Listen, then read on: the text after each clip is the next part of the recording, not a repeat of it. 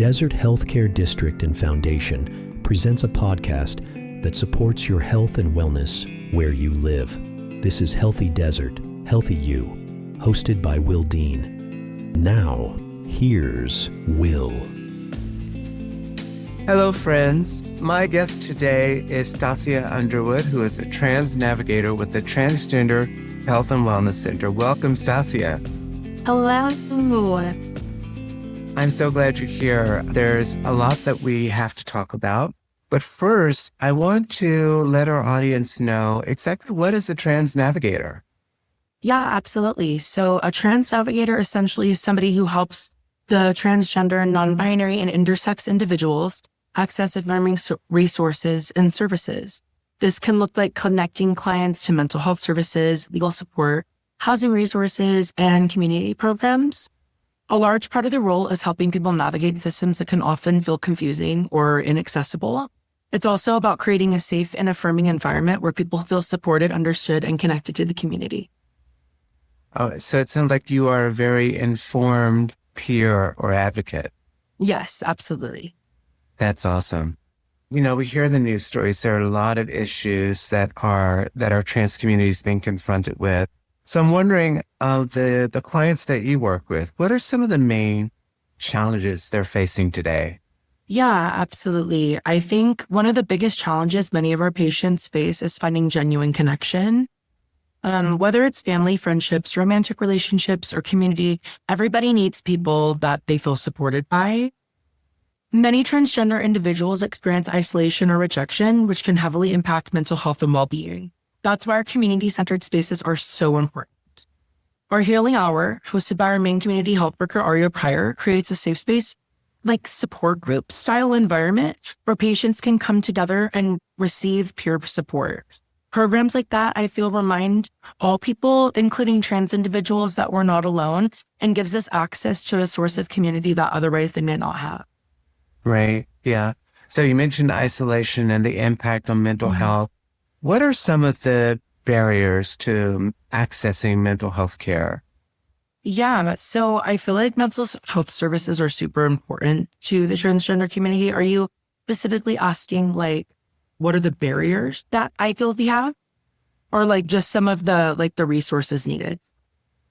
I'm curious about, so in my mind, I think just being part of the LGBTQ plus community in general and finding any sort of doctor or health specialist can be challenging when you consider, do they understand me? Do they know my experience? Are they going to accept me?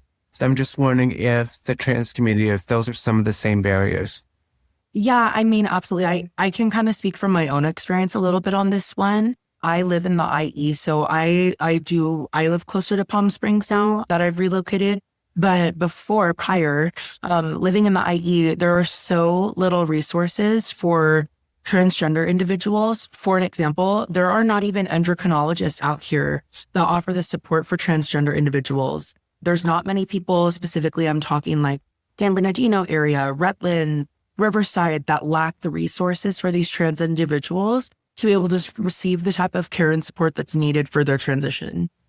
Well, that's really very difficult and challenging. Yes. So I mentioned some of the news stories. I know transgender equality is a clear target for one political blow after another. As an advocate for transgender and intersex communities or residents, what motivates you to keep going? I know it's really difficult for everyone in this time. It just seems like there's one blow after another, as I said, but for you, and you are working directly with people who are very affected by what's going on, what keeps you going? I think what motivates me most is the testimonies and the feedback that I receive from the community. Again, like we were kind of discussing off camera, I'm fairly new to the Transgender Health and Wellness Center. But in terms of like my advocacy work and the things that I've experienced since I've been here, hearing people share their stories and experiences has deeply shaped me as a person and as an advocate. Those stories remind me of why this work matters and why visibility is so important in our community. Knowing someone feels seen, supported, or represented through the work that we do gives me purpose. So it's also what drives my advocacy work so deeply in the media and continuing to create conversation that center transgender voices and their experiences. Right. And we were also talking earlier about the fact that your center has grown so much. I Yes. believe you said you have 8 locations. Yes. Mhm.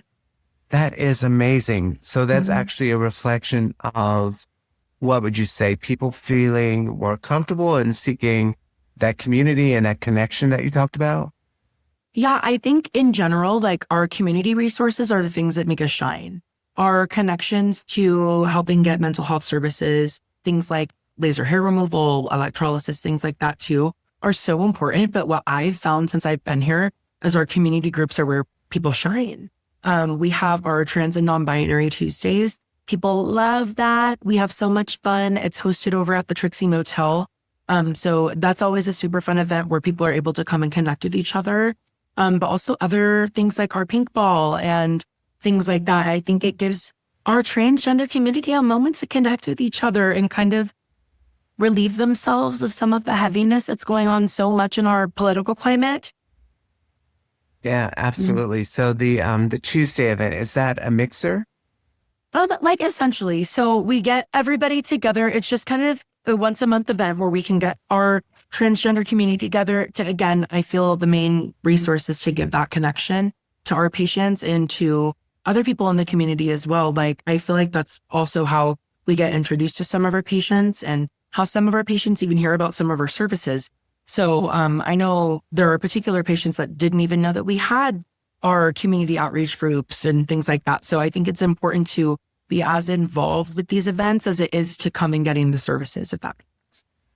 That does. And I appreciate that you also mentioned non-binary. So that's important. 100%. I think, yeah, sometimes I think that gets left out of the conversation.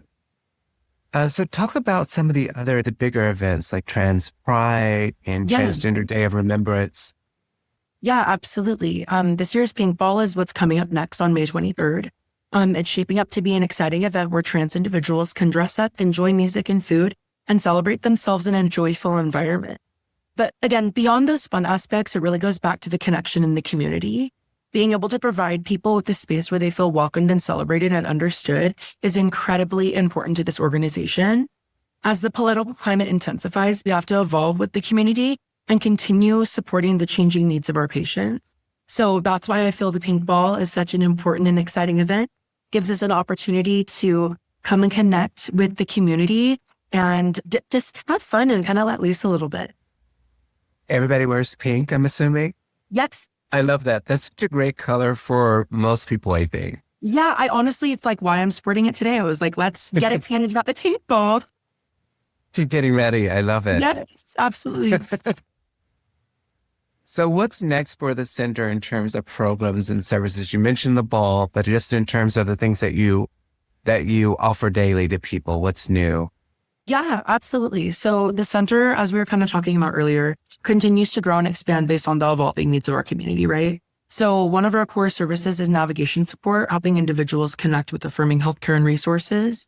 We also offer those hair removal services, which can be an important and affirming part of our gender expression and our transition for many people, myself included. That's actually how I got introduced to the Transgender Health and Wellness Center.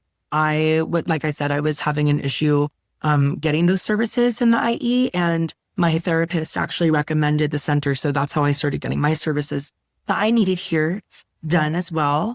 We continue to expand our social programs, including the Trans and Non-Binary Tuesday and other community workshops. These programs help create safe and welcoming spaces for people to connect and support one another.